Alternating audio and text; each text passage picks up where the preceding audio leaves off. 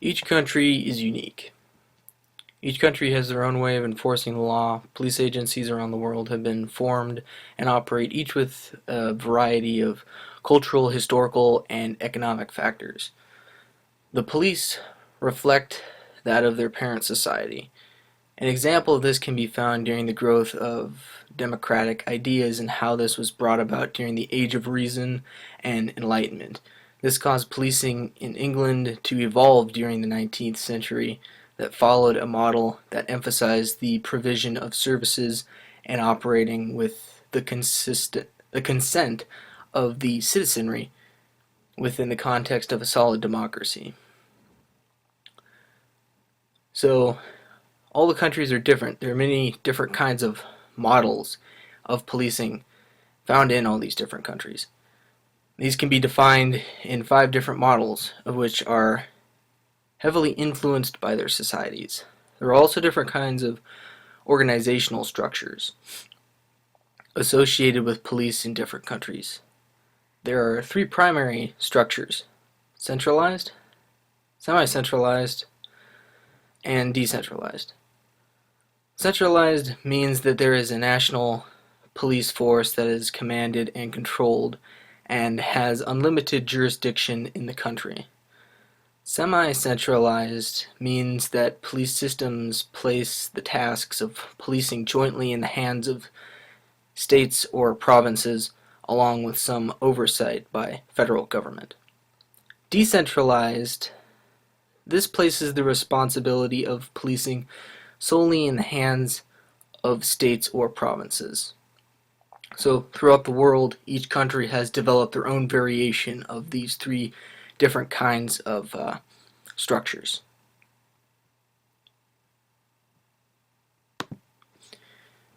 So my country I chose to do this presentation on was Germany, and I was taking a look at their policing.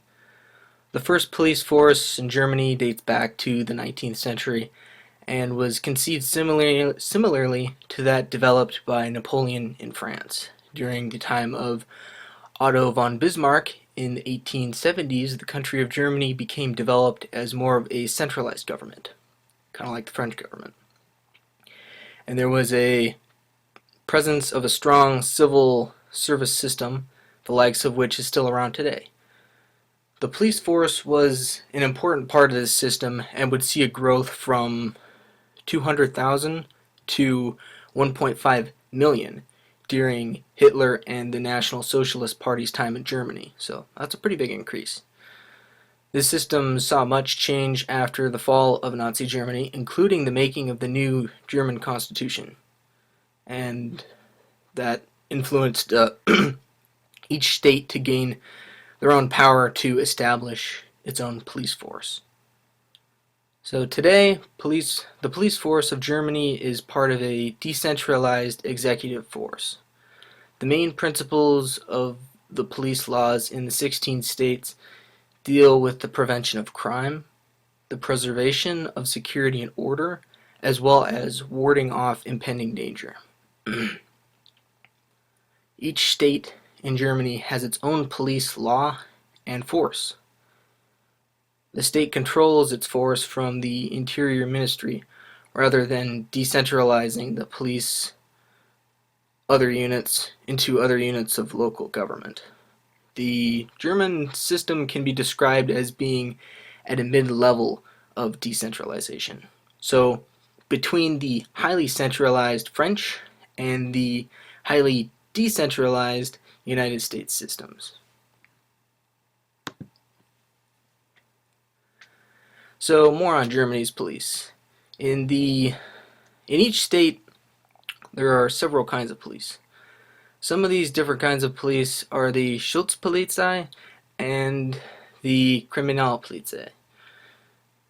There are also abbreviations for those of us that aren't fluent in German. I actually looked up these words before I pronounced them, so I can actually say them. There is also the Federal Border Police and the GSG-9. So the Schutzpolizei is basically the municipal police that are the first to arrive on the scene, and they handle all the general aspects of law enforcement and also the simple investigations. So, kind of the first layer there. The Criminology are plainclothes police that handle, sorry for that typo there, that handle the serious crime investigations, as well as situations that require developing a case against a suspect. So a little bit more in depth. Next is the Federal Border Police.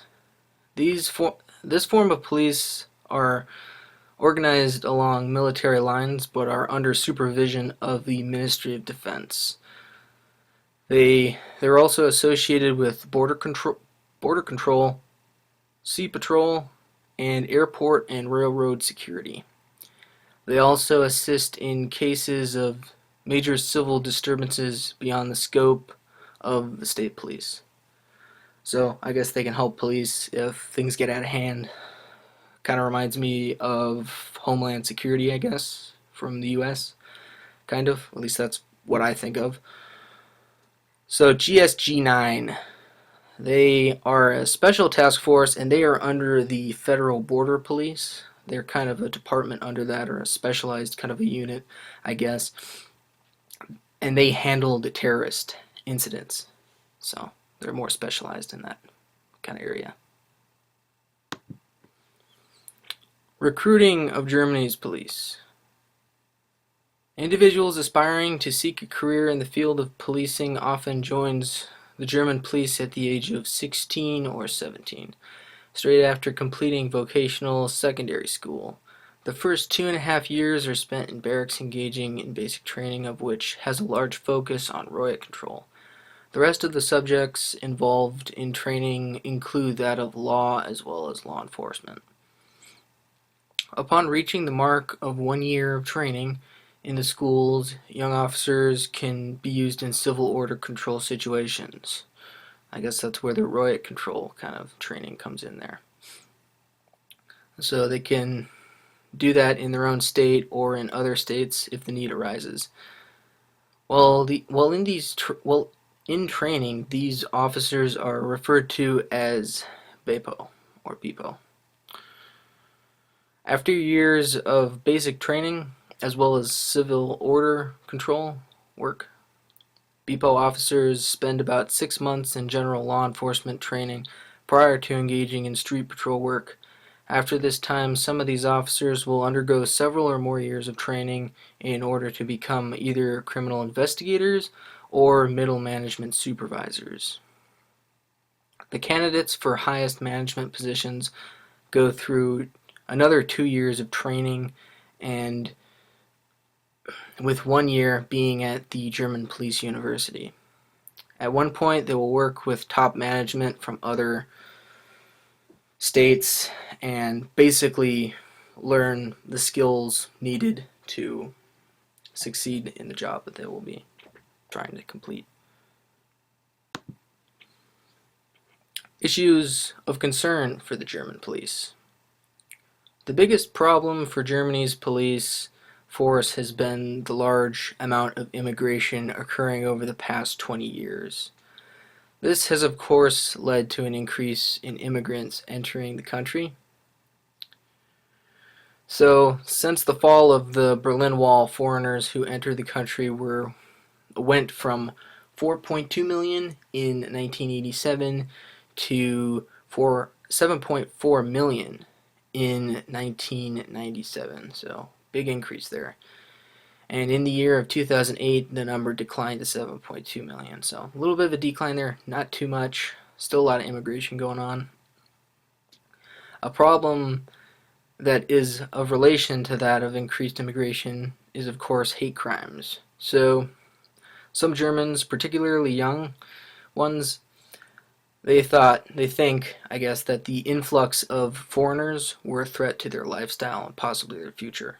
So foreigners coming in, immigrants that, maybe aren't really German, I guess. There might be some racism, but are coming in from other countries, neighboring countries, and I guess that can lead to decrease in jobs. Job security would be one thing, and just, that alone can freak people out. There was immigration problems in the United States, and that was one of the things that people didn't like, was people coming in and taking their jobs. So, according to the German intelligence agency, there are a total of 25,000 right-wing extremists in Germany, as well as almost 6,000 neo-Nazis. In 1990, the number of violent right-wing connected offenses rose. In 2008, the police registered nearly 14,000 cases with right-wing or extremist characteristics. This included 735 crimes of violence. It is estimated that between the years of 1990 and 2005, there have been 136 people killed by right-wing violence, and in 2010, almost 16,000 crimes were classified as right-wing motivated, in comparison to that of 19,000 in 2009. So there was a decrease there a little bit in crimes committed going from 2009 to 2010. And these kinds of crimes have included 762 acts of violence in 2010 compared to 891 in 2009. So there has been a little bit of decrease in violence there, and that's good. So that's issues and concerns of German police, and basically German police, and that's, there's a lot of differences between Germany, the United States, and the other countries. A lot of it has to do with, their culture, their beliefs. They have different problems than we do in the United States, or than they do in England, or they have in France, or any of the Middle Eastern countries. They all have different cultures, beliefs, and different histories that have changed the way that they have evolved over time, and the police force that they have now. And that was explained earlier with these three different kinds of structures, as well as these different kinds of organizations that they have. So that's the main reasons why they're different, and this was kind of an overview of the police in Germany. So, thank you.